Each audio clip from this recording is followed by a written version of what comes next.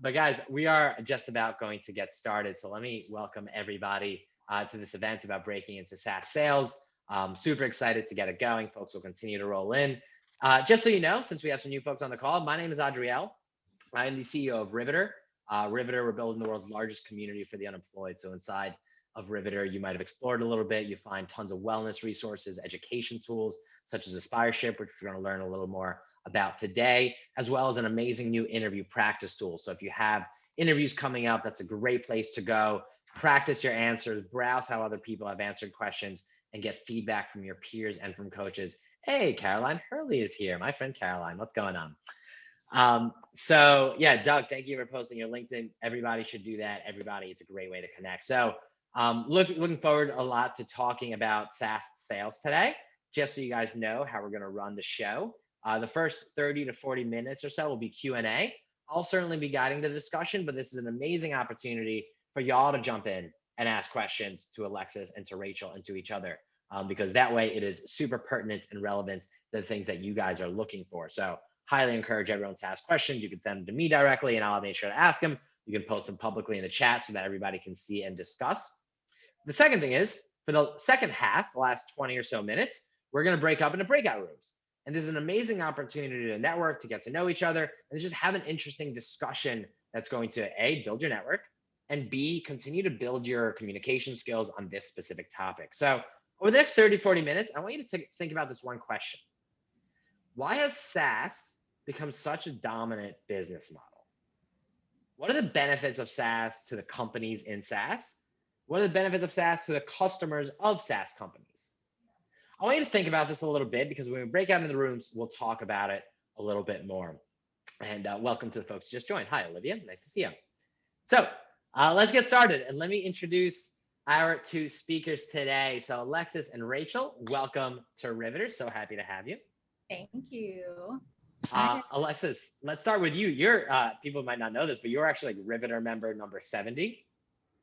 We're at like over 3,000 right now. So you're OG Riveter and then made your way to an awesome job. So tell us about yourself and what you do, and then we'll go to Rachel.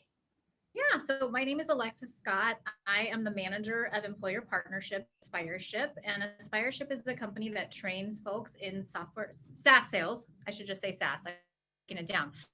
But SaaS sales roles, most folks who go through our program don't necessarily experience. They're just interested in learning and growing and starting a new career. So my role is specifically focused on partnering with companies to hire graduates. But the course is on demand and, it's at your own pace. If you're able to graduate, we will help you, which is how Rachel ended up here today. Awesome. Beautiful transition. So Aspireship helps you learn how to do SaaS sales. And then your job is to make sure they have great connections with the right recruiters at the right companies. Rachel, what's your story? I know you came from hospitality. COVID hit you really hard, as it did Alexis, which we'll talk about. And then you were able to make a transition into the SaaS sales world. Tell us about yourself. Yeah, so I'll tell you a little bit about my journey. So my name's Rachel. I live in Chicago. That's where I'm coming at you from. I am an account executive at a company called ActivePipe, which is an email marketing platform and is also they partner with Aspireship and hire graduates from there. So I am one of, I want to say 6 Aspireship graduates that ActivePipe has hired. So that's a really awesome tool and creates an even cooler connection between all of us Aspireship grads. But I've been in my role for about coming up on 2 months now. But prior to that was in the hospitality industry, laid off in, I want to say early April, and was in a very similar boat to you guys. I was trucking through some applications and interviews and wound up on Aspireship. Awesome. So I want to start the conversation and talk about your guys' journey through unemployment, because it's super relevant. I'm also curious sort of how you found your way to where you are. So Alexis, one of my favorite things about the way you managed your job search, and I'd love to hear sort of when your transition happened and what that was like for you, but you really built this massive community and really used marketing as your main tactic, it seemed like, on LinkedIn.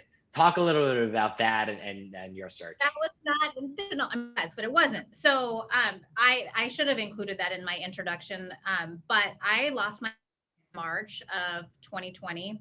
I was actually leading a large reservation sales team for a large company in the hospitality-ish space, so technology, hospitality realm.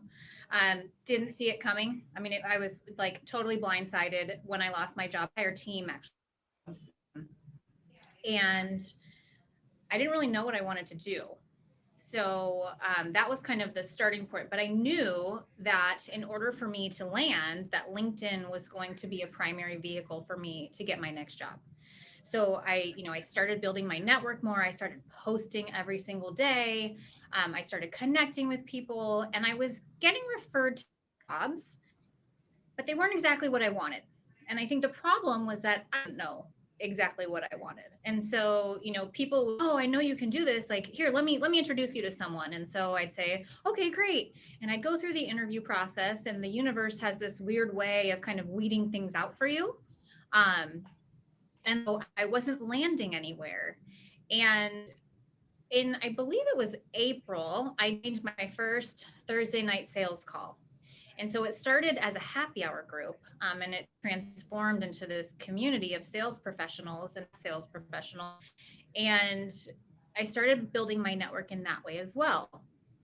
So time goes on, and through different avenues, I actually connected with different folks from Aspireship, just chatting. Nothing to do with like, will you hire me? Is there a job? What have you? I just really love what I'm doing. They were helping people get jobs.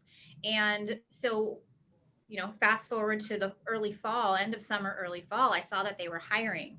And I just immediately was like, oh my gosh, this would be a dream. Like, their team is amazing. Their mission is amazing. I know in my heart, like, I really just want to help people get hired. That's all I want to do. I don't care how much I get paid. I don't care how much, I didn't care. And so I actually emailed them and I said, listen, I know the job says Arizona. I live in Idaho. And I said, I know the job says Arizona, but would you consider someone remote? And they said, we did say Arizona for a reason, but just apply. If you're interested, apply. And so I did. And I quickly got an email back that said, we'd love to speak to you about this role or perhaps another. And I'm like, okay, another one. Well, there were 2 roles posted. One was marketing and one was our candidate experience. And I am not a marketer, Adriel. Contrary to popular belief, I am not a marketer. Don't deny it. Everyone's a marketer. One way or another. There's no way it's that one. And so I took the call and I said, okay. And so the first thing they said to me was, why are you interested in this job? And so I explained, I just want to be a part of your team. I really love what you're doing. And I had 2 choices. I pick one. And they said, here's what we were thinking. And they explained that, they were considering, they just hadn't found the right person yet. And they described my role and they said, is this something that you would be interested in? And I immediately said, absolutely. Like, this is fantastic. I get to do sales, and I get to work with your incredible team. And so they actually created my role for me. And that is how I became a part of the team. But unemployment is very close to my heart. I went about 6 months unemployed. So anybody who follows me or comes to our events, Tanya will have heard this before, but I compare the job search to sales all the time. And I will constantly pull out those insights because anybody who's been a salesperson knows that it's those same skills that are going to be relevant, right? Just in Alexis's story there, Alexis's story there. I'm probably not the first one to stumble over that. She said she's not a marketer, but look, she started posting on LinkedIn every day. She started building up that community for herself. She started building that pipeline, which you would do if you're a salesperson. For her, it was just the number of people who know she's out there, know what she does, knows what she's looking for, and started attending those events. So the marketing component is really important, and any salesperson recognizes that. The second thing that I love and I talk about all the time is focus, right? If you're in sales and your lead list is 10,000 people long, you're never going to get anywhere. But if your lead list is 15 people long, you will be able to go really, really narrow. And for Alexis, the same thing. When we talked in August, you had a really specific line. I want to help people find what they love to do and work in recruiting and whatever. You were really specific about it, and that's what you found. So I love that. Well, I didn't start there. And I think that that's important to know. Yep. It took time for me to work through what I really wanted. What I can tell you is the more specific that you can be when asks you, how can I help? The more they'll actually help you. So just in mind it's really important to be able to articulate what you're looking for. And if you don't know, take the time to figure it out. Yeah. So let me go to Rachel on that. So Rachel, You came from a very different industry from SaaS. You were very much in the hospitality industry. So I want you to kind of share your journey into SaaS, how it is you approach that. And as a preamble to that, give a quick definition just so everyone's on the same page. What is a SaaS company? Yeah, so to start with kind of like the definition of SaaS, so it's software as a service.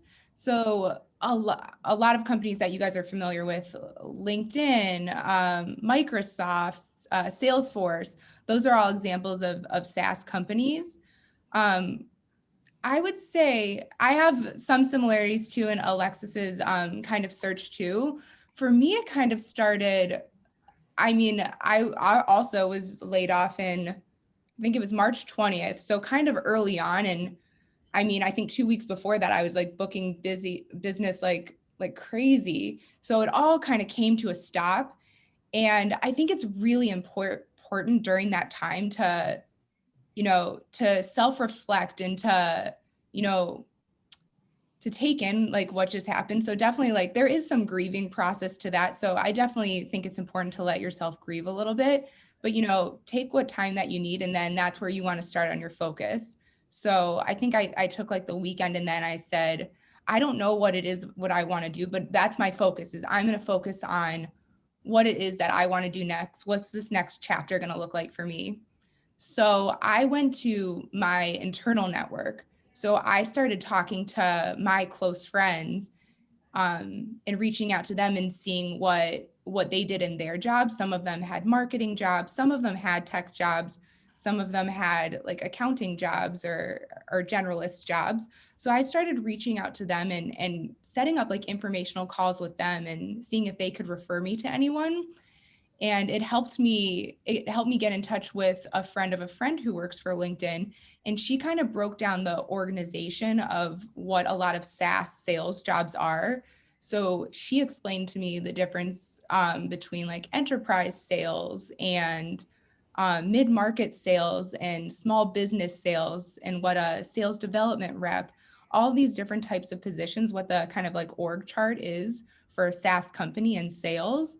And that helped me get very clear. I'm like, oh, okay, now that I know what these jobs are and that I'm interested in them, now I know what kind of jobs I should be looking for also on LinkedIn and when I'm applying.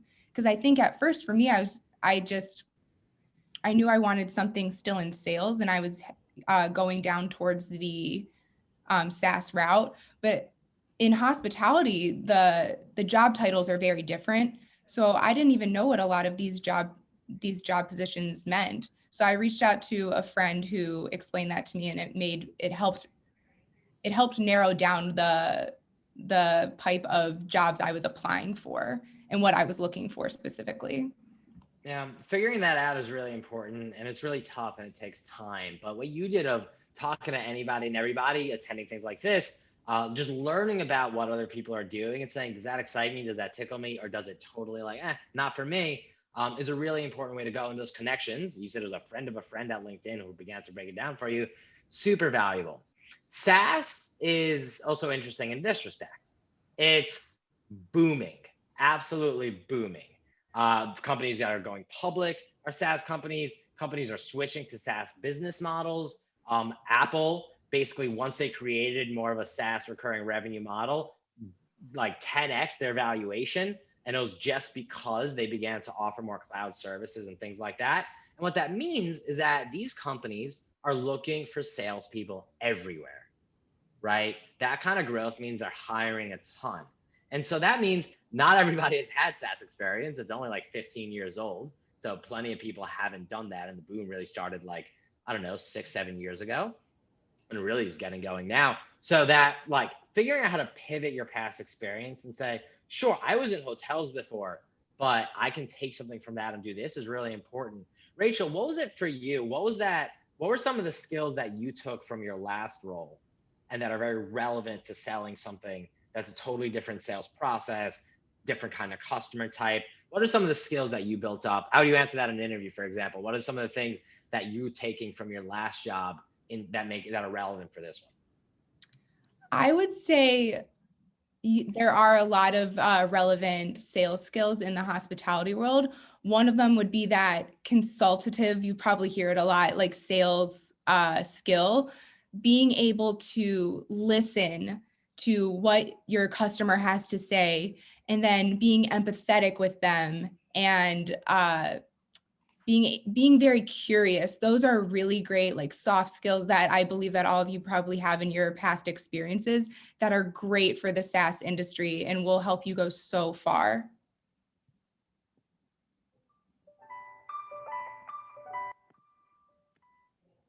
Sorry, lost my volume just a second. Can you guys hear me? Yeah. Can. Can anyone hear me? Yes. Yeah. How we doing? Sorry. Maybe you can't. All right, there we go. Sorry, headphones got out and I lost you. Sorry about that, but thank you, Rachel.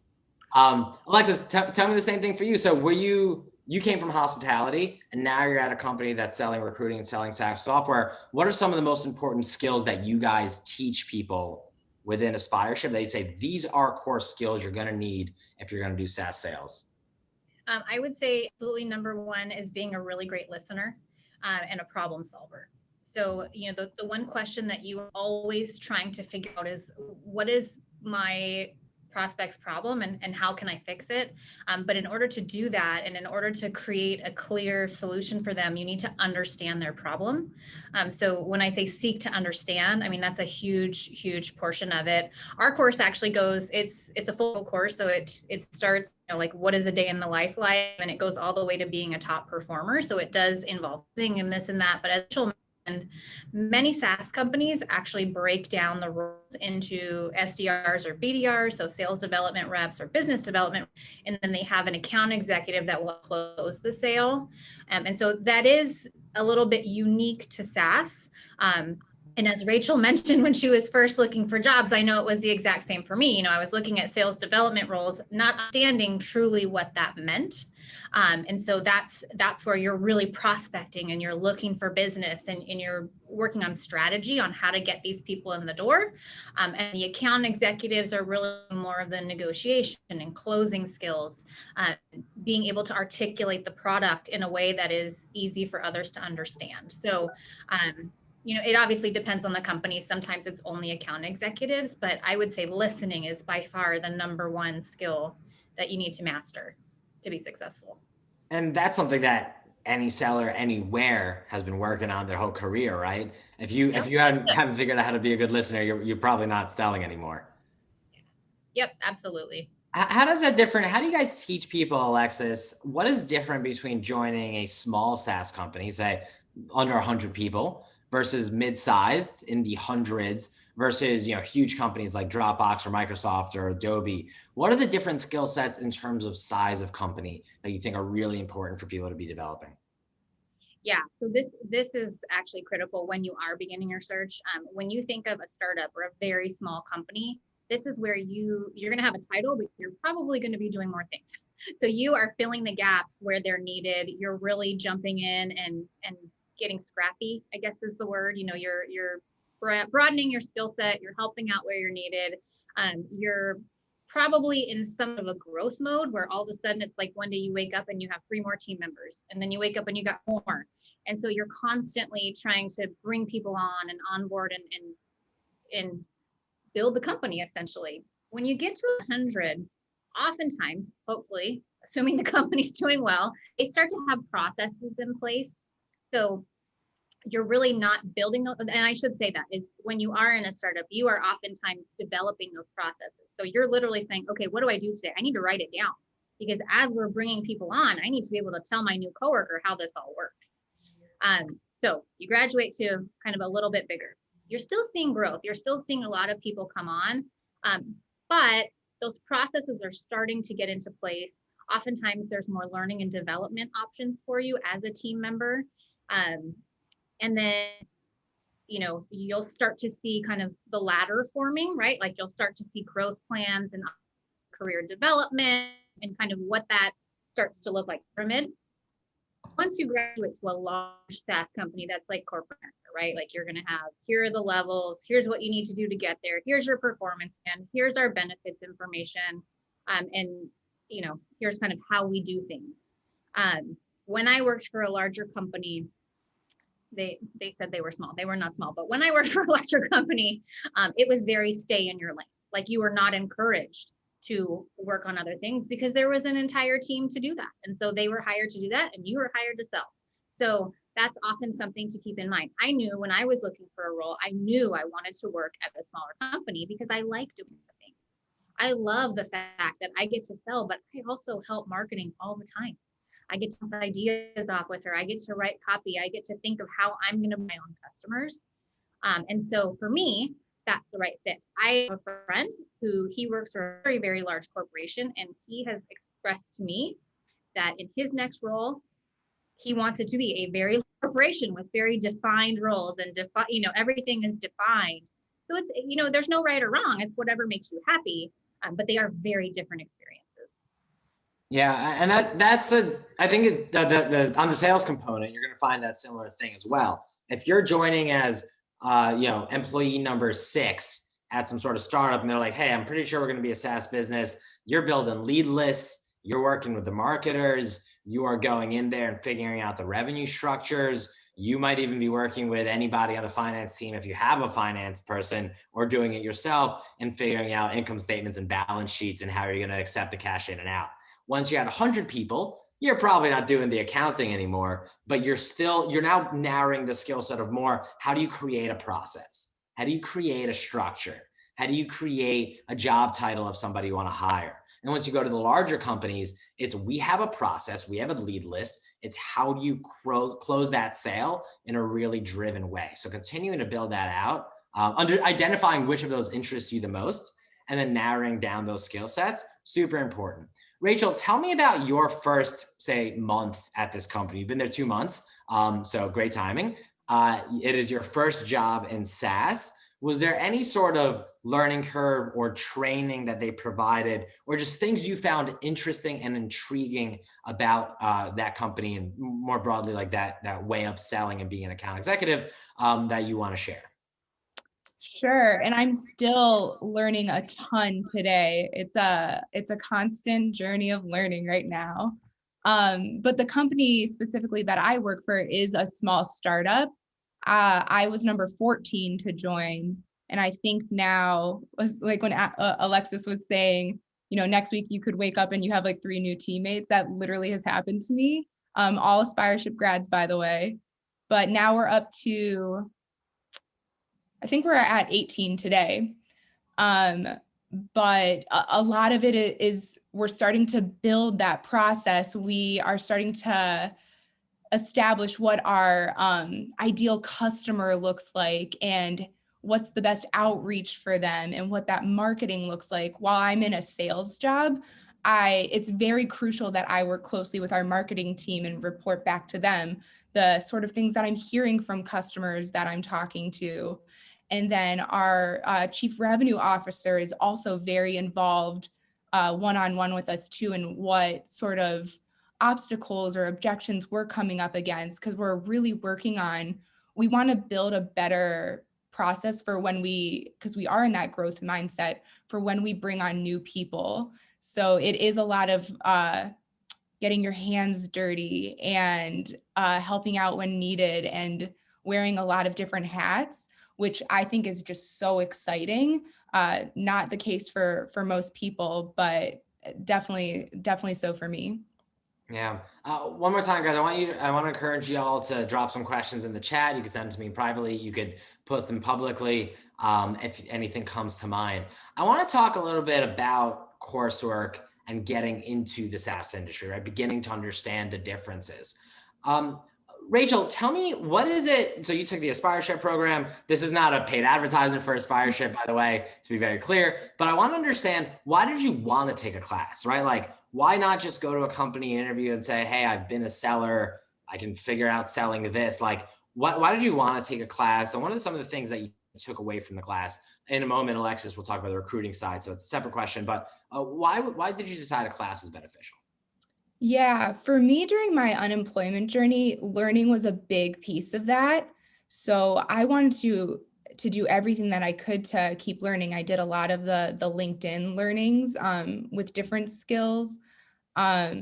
and I thought that was going to be, I knew that I had these sales skills that could translate into the SaaS industry. But really with whatever job I think that you're applying for, I think it's so important. You're definitely going to get that question from employers. What have you done with this time? They're very understanding of the circumstances right now, and that people do have gaps in their employment, but they want to understand, and it's super important that you relate what you've been doing with that time, with your unemployment time. So for me, it was really important to do as many learning classes as I could. And it happened when I found Aspireship that was the path that I wanted to stay on, and focus a lot of my time, so that, because I believed that they could help me find a job.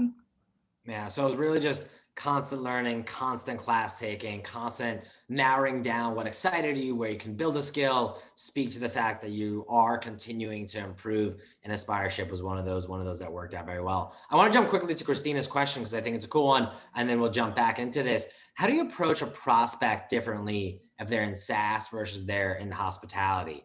Are you preparing differently? Are you running a conversation differently? Is the close different? Maybe it's hospitality is a one-time buy versus you got to explain why they're going to pay every single month.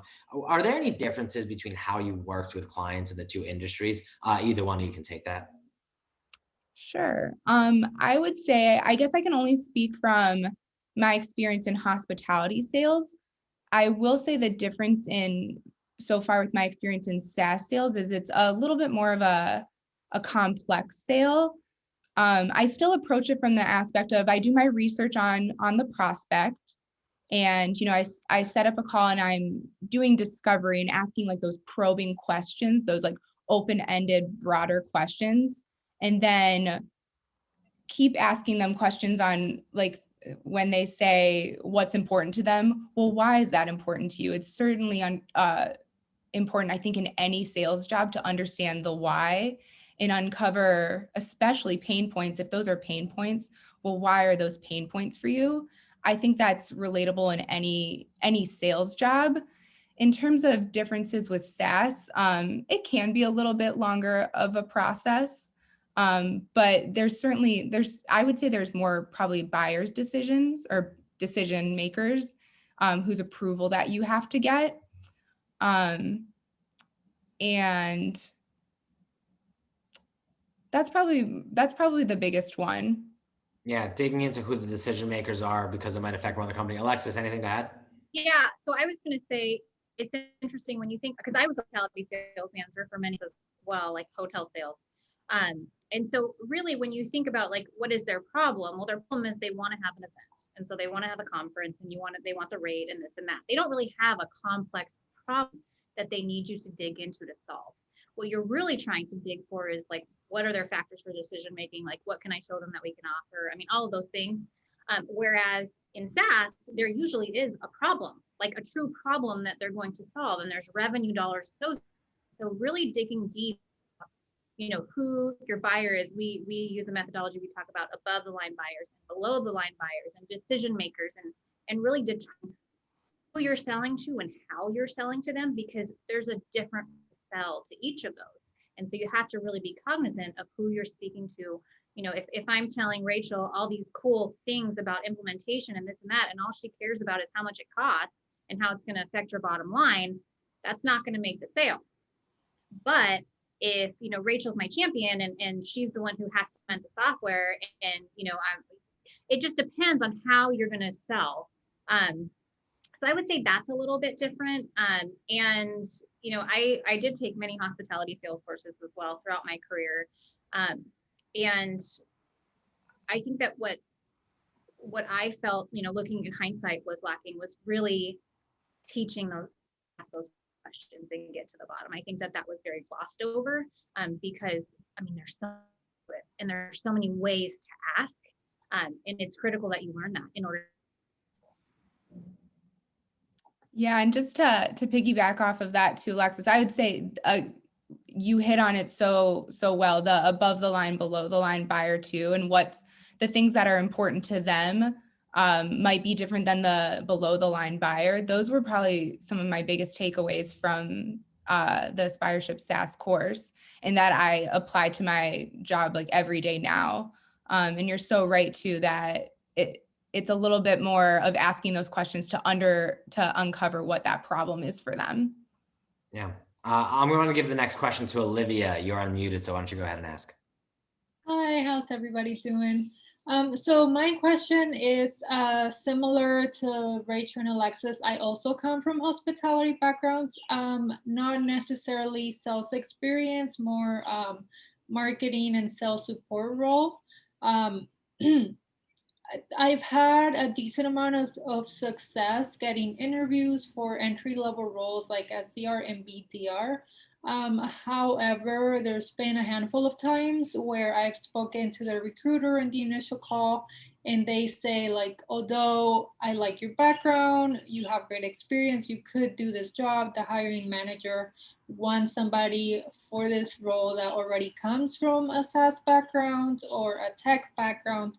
So how do you handle trying to go into an entry-level role and the company or the hiring manager or whomever wanting somebody who already has that experience? Career pivots. Great question. Let's give that to Rachel because you made such a clear pivot recently.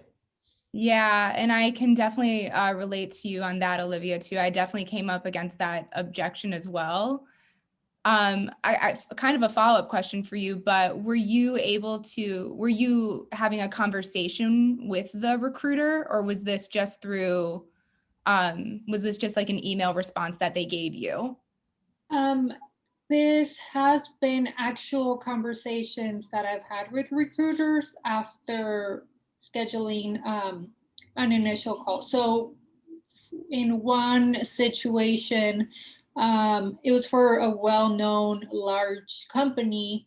During the initial call, she said,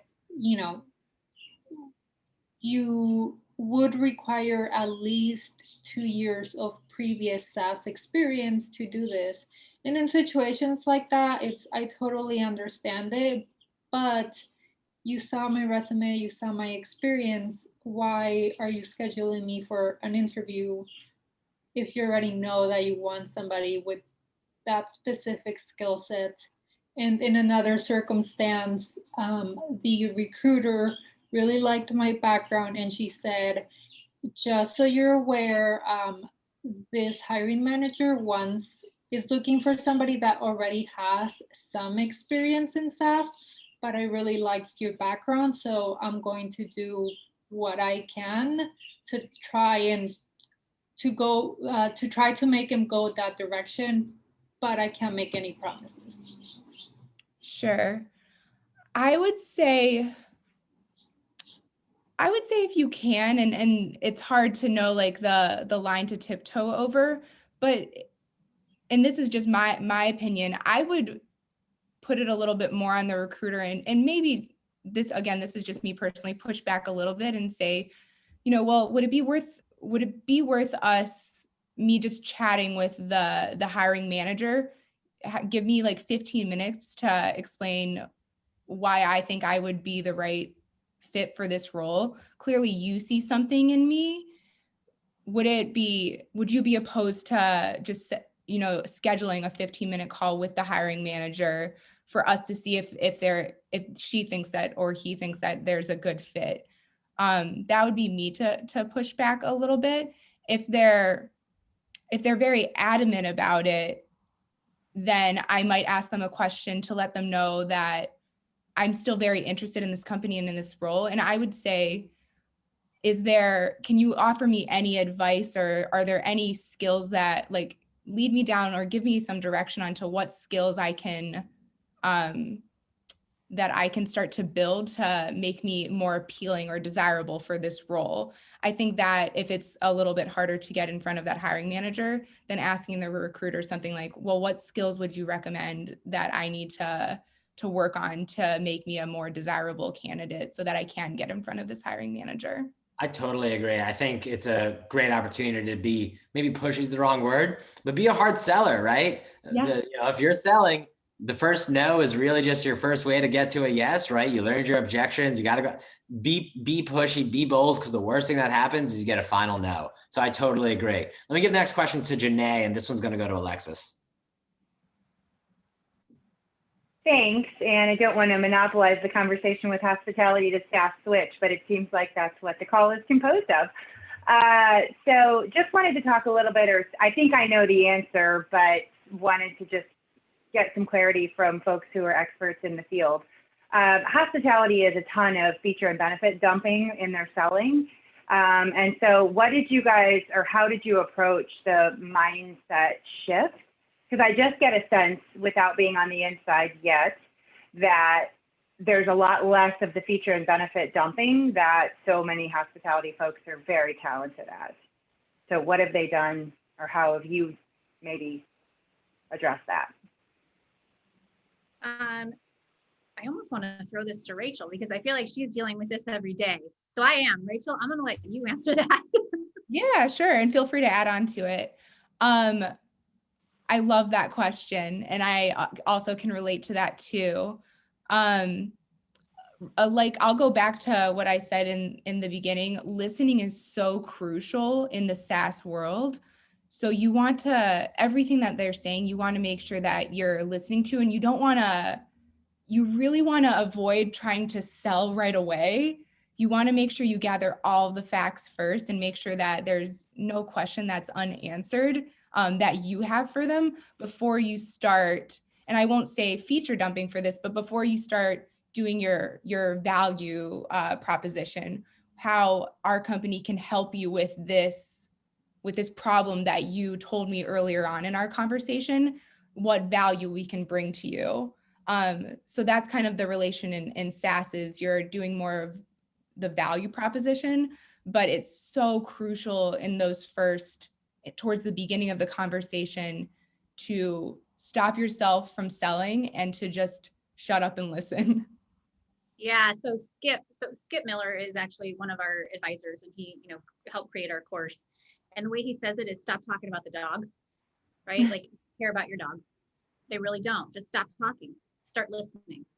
And when you catch yourself talking about yourself, it's like, and I did this the other day. I was like, oh shit, the dog, stop talking. So, it's a way to remind yourself, this conversation is not about you. It's about them. And that's critical, because that's going to help you sell. No one wants to be sold. And when you can prove that you have listened and that you understand their problem and that you can fix it based on what they've told you, that's when you can share the benefit that your company can add to them. But if you, like you said, if you're just feature dumping and, well, my, this, that, and the other, I've got these things, then you're just number 5 of the 5 that they're talking to. So you have to set yourself apart by being a good listener, because 9 times out of 10, that salesperson is not a good listener. And that's what's also going to help you, grow your career and really show your success with your numbers, is really understanding your customers and their needs. Janae, you have a follow-up? I do. So that leads me, if you guys can chat a little bit about the difference in your prospecting approach then. Again, I would feel like, because you're approaching this with a problem-solving hat on versus my ballroom is the most beautiful, let me go after all the brides or the corporations or what have you. Can you speak a little bit about what prospecting in the SaaS roles look like? Yeah, and Rachael actually mentioned this a little bit earlier. So we have a term called an ICP. So what is our ideal customer profile? It is crucial when a company is formulating their go-to-market strategy that they really sit down and identify who their ideal customer is. If you know that your ideal bride, and the way that I like to think of ideal customer is like, what sales have I had that were just so easy that, like, I can't believe they were so easy. It just went so smoothly. Like, we chatted, this was exactly what they needed. I didn't have a lot of red tape to get that contract over the line. It just went smoothly. And start to see a pattern of who that is that you're dealing with. Just it easy, you can start to formulate, what your ideal customer profile looks like. Once that's determined, then you know who to target in your prospecting. Why am I targeting company ginormous when really it's so get a contract over the line? Or am I targeting startups when They don't have a sales leader to help lead the person that I'm trying to get hired there. That doesn't make much sense. So if you can identify that clearly, that's going to make your job a lot easier. Guys, I want to ask Alexis one final question, and then we're going to break up into our groups real quick. If you're interested in Aspireship, or you think it's at all something you want to check out, you get a month free. I dropped the link in there, so it's through Riveter. You get a month free, and if you finish it within a month, if you finish their course within a month, and you take a test and you get a high enough score, they're actually going to work with you, like they did with Rachel and some of her colleagues who got hired at the same company, to place you. Alexis, I want to hear two final things from you. The first is, broadly, what is the recruiting process like once I'm done with an Aspireship course? Like, what happens next? How do I prepare? How do I know I'm actually qualified? How do you present me to companies? What does that look like? Because that's what you do full time. And then, I talk a lot about interviewing. What are one of the interview tips you would give to somebody? It looks like we got a lot of people pivoting their careers. What is one of the interview tips you would give to somebody before they go into a SaaS sales interview? Yeah, so once you complete the Aspireship course, if you are able to complete it, as Adriel said, within 30 days, it's totally free. And so in order to be added to our talent network, to score with the top 10 of our graduates, what does is that proves capability. So Olivia brought up, how do you show that recruiter, even though I don't have SaaS experience, I can do this job? So what we do is, in order to complete the course, you have to complete a final assessment, multiple choice test, and then we have a mock Zoom call, and that mock Zoom call becomes your bully. So what we do is we have an interview with you. Our candidate experience meets you. They talk about what your goals are, the type of company that you want to work for. What are your salary requirements? Are you open to moving? Do you only want to work remote? And they really nail down kind of what your ideal company profile would look like. And then we look at our matching employers and we say, okay, where would this person be a great fit based on the company's needs, based on their wants? And we actually hand match people to these. And so what we do is we go to the employer, we present between 3 to 5 folks, and we say, here's who we believe, based on what you've said, would be a great match for the role that you have open. And they get to see you in action before they even decide to interview you. Which in turn, like, if you're getting that interview, they're interested. I mean, this is a good sign. They like you already, right? You have your foot in the door now. I will say, when you are interviewing, 2 things. Number 1, never be over prepared. Research the heck out of that company. Understand clearly what, if you understand, ask us. Really take clearly understand. The other thing is become, right? They know that you don't experience in this, but you have to show them that you have what it takes to make it happen and to be able to do the role. I will tell you though, the number one thing that I hear when I speak to companies for the first time about what it is they're looking for in a new person to join their team, it's coaching. They want to understand that you don't think you know everything, that you have a learning and growth mindset, and guide you to take off into your career. Yeah, awesome. Well, Alexis, Rachel, thank you so much for joining. Let's give them a round of applause. Thank you guys. Really, really appreciate it. Learned a lot here listening in. So here's what's going to happen next. Again, check out Aspireship, sign up, month free. It's awesome. Rachel vouched for it. So will Alexis, but listen to Rachel especially. We're going to break up into some networking groups right now for the last 15 minutes or so. It's an awesome place to get to know each other, have an interesting conversation, drop some ideas. So this is always where a couple of people drop off because they're like, I don't need to meet people. I'll ignore the fact that everyone says you'll get your next job through networking. I'll just go hang out with my dog. But that's okay. We still got 14 strong. So what I'm going to do now is I'm going to put out a couple of breakout rooms. So 1 second, and you guys will see something pop up on your breakout room. So we're going to do 2 rooms. It's going to have about 6 people each. And so what I want you to do is say who you are, the kind of role you came from, the kind of role you're looking for, and just something interesting, something you find interesting about the SaaS industry, something that makes you curious, something that the reason you think it's good for a company to be SaaS or for a customer to use SaaS businesses, just what intrigues you about it. So these rooms are about to open up. We're going to make sure that Alexis is in one and Rachel is in another, and I'll be hopping in between the 2. I'll pull everyone out in 13 minutes exactly. So just a quick opportunity to get to know each other, drop your LinkedIn, connect, and we'll say goodbye at the top of the hour. So the rooms are open, and I will see you all soon.